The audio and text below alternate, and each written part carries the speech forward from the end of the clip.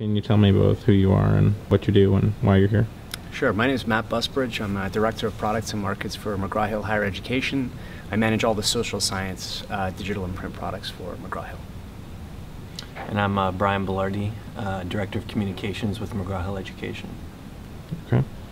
So can you tell me a little bit about the product that you're working on here and how it came to fruition? Sure. So this is called Government in Action. And how it came to fruition is that we traditionally in our business published textbooks for American government students. But what we heard frequently from both faculty teaching the course and from students is that they really struggled with pulling everything together and understanding how government works. So the purpose of this game is to really engage students, to get them to understand in a competitive gaming environment how different parts of government work and how sort of different elements are sort of woven together. So what we've kind of created is a game that gives students the opportunity to be a member of the House, a congressman, where they have to compete against each other or against the computer for political capital. And there's three sort of variables that wrap up into that. Their awareness, how well are they known, their approval, how well are they liked, and their influence. Can they influence policy in Washington? And so they're essentially competing against other students in the class or against the computer for political capital, and the goal of this particular game is simply to get reelected.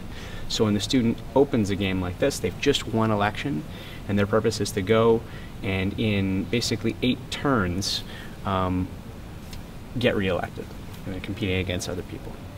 And what's really interesting about this game is that students are assigned an ideology heading in, so they can't just be a Democrat every time. They're challenged to think about politics in a way that might be different from the way they view it from a personal perspective. Wow. So when I start the game, I'm assigned this profile. I'm Representative Wilson. I'm a Democrat, and that's totally random. So I don't, as a student, I don't actually get to choose, but I can find a little bit about myself. So here's a leaderboard, basically, and I'm right down at the bottom. My goal is to raise more capital than Thomas, who's in the lead, who's another student in the class. And I can see a little bit about myself. So right now, all I really know is that I'm centrist Democrat. And I had no choice in that, really, when I was entered into the game. And I don't have any influence yet because I haven't done anything. If I look at my district, so this is what my home district represents. So I'm Wilson, and I have 45% of the vote. Smith is the Republican with another 45, so we're split down the middle, and there's 10% undecided. I also know that my district's ideology is centrist. So that's the same as mine, which is good. And there are 3 sort of main categories of issues that are important to them. Sort of drug issues, looks like something to do with the military and the law. So my goal really to get reelected will be to propose legislation that my local constituents will support and vote for me next time around there's an election. So the first thing I'm going to do is go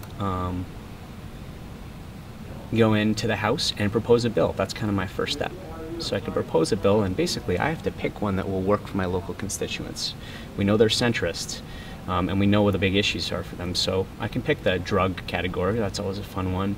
And there are a variety of different bills that are options to me, but I need to find one that works for my own and my district's ideology. So I'll skip through and try and find one that's centrist.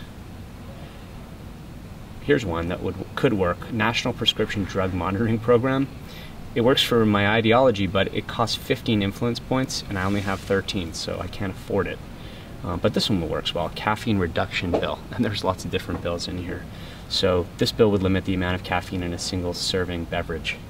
So let's propose this one. So I'll create the bill.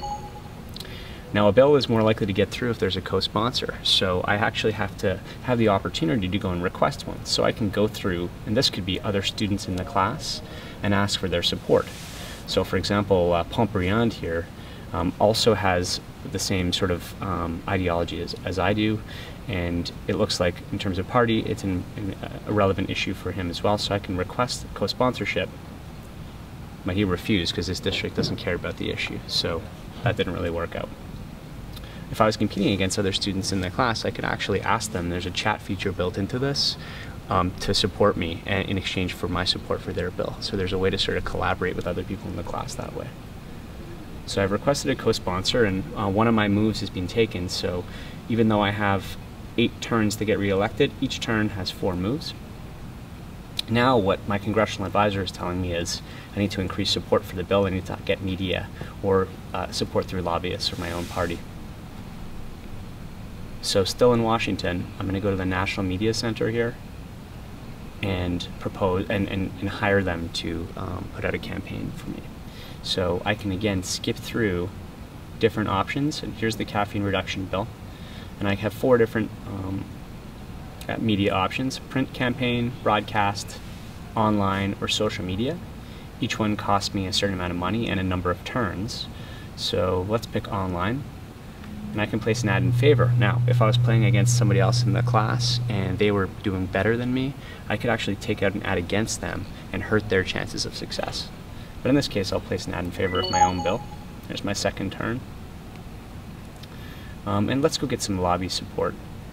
So I'm going to go into my lobbyist center and try and find a lobby group that works for my particular issue. So again, there's lots of different options. I want to try and find one that is favorable to my issue and is sort of centrist. I'm getting closer, it looks like. American Legion. American Legion's very favorable. It'll take me 2 turns, but that's okay. They don't really share interests on the issue, but I don't think there's another one that's going to work. No. So I'm going to hire the American Legion to hold a fundraiser. My final 2 turns have been taken, but a couple of other things I could do is get on my plane and fly back to my home district. And in the home district, I have a few different options. I could go and hold a rally or hold a meeting. Again, that takes a certain number of turns, so that'll raise awareness and probably approval in my district. I can also go and hold, do some more local media. Again, same type of idea as the national media, but this is going to generate local support. And something else I can do is go and get donations. So I can go and find a donor to raise money, and there's a few different options there. One thing I think that you're already starting to see here, between the actions that you take in Washington and then the work that you do in your home district, is that it's tying a lot of different elements of the course together. And that's really one of the most interesting things about this game. So I've taken my 4 turns. I'm going to end my turn now, and essentially what it's going to do is say, here's what you did, here's the moves that you made. Okay, I agree with those. I'm going to submit it, and it's going to now sort of compute my actions against the actions of everybody else in the class or the computer. There I am. And here's what happened. So actually nothing. What I did didn't actually generate me any more support than I had before. So I now have 1 less move to get reelected, but I'm still not in great shape in terms of likelihood. Now my approval went up, so that's good. My awareness is still pretty good. My influence is really low. I don't have enough support for this bill. And if I click on stats, I can kind of see how I'm doing. It looks like the #1 rank has 28. I only have 21 in terms of political capital, so I have a ways to go. And basically the game continues to evolve over a number of turns. I can see where my influence is starting to be generated and how my district is kind of seeing things. So again, they haven't really changed. And there's a bunch of other data built in, so I can see, for example, on approval, everyone else is also doing much better in terms of approval. Most people are getting to be better known, although to different levels. And political capital is going up, and that'll evolve as the game goes on. And the ultimate goal, as I said, is to get reelected. What we've heard a lot from political science faculty that are teaching this course is that students are coming to class more engaged, they're having better class discussions, and the more they play the game independently, the better they get. It's actually pretty hard to get reelected if you try it for the first time, but once you've gone through it several times, you learn the complexities of how government works, and eventually your likelihood of success goes up. One thing that I think is really interesting about this game, and I think kind of gets at the potential for gaming in the classroom in general, is that, getting back to the idea before of this game tying together all of the different areas of the American government course, but students would play this game at any point in the semester, in some cases before they've learned a certain concept, but they're able to use kind of their own intuition, their own sort of instinctive understanding of American government and put it to use even before they've learned the content in the book. And so I think it really deeply engages students because they're exploring the concepts even before that they're actually learning them. Mm-hmm. So when can consumers get their hands on it? It's available now. It's available now? Yeah. Wow. How long has it been out? Well, basically we've been beta testing it for the last year, so we've had students using it for the last 12 months in select groups across the country to really bang on it and test it and make sure it's good. We've been improving it as we've gone along, but it's sort of commercially available now. We expect the most number of students will be using it this fall semester across the country. Wow. And this is Government in Action. It's one game in our suite of McGraw-Hill practice games. There's two other games, Practice Marketing and Practice Operations also. And they all kind of operate under similar principles. Do you guys have any competitors in the space doing kind of similar stuff?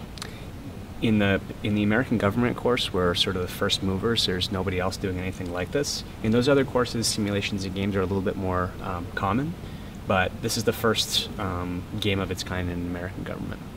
Okay. And you said right now it's available on Mac and PC, and then you have plans for what other operating systems? So we have a tablet-based version of the game that we're working on. We're just in the final steps of finalizing that. Expect to launch that later this year. But otherwise, it would work on just on a sort of web-based form. Cool. Can you tell me about the development time on this and kind of what went into it? Good question. So we basically worked with both actual politicians and faculty teaching this course, as well as students, to develop it over a period of time, and worked with a partner called Muzzy Lane, who's done a lot in the gaming space to develop it, and we've been working together for the last sort of 2 years pretty much to get this to this point. Wow. Well, cool. So what's your day-to-day role with the company? So my day-to-day role, basically, I manage all of the product development and all of the marketing strategy for the social sciences. So I work with faculty, with students, and with a variety of different partners to develop new products for courses in the social sciences. Cool. And what about you? I work in communications, so my role is to connect you with Matt here. Okay. Great. All right. Well, I appreciate you guys taking the time. Thank you. Thank you.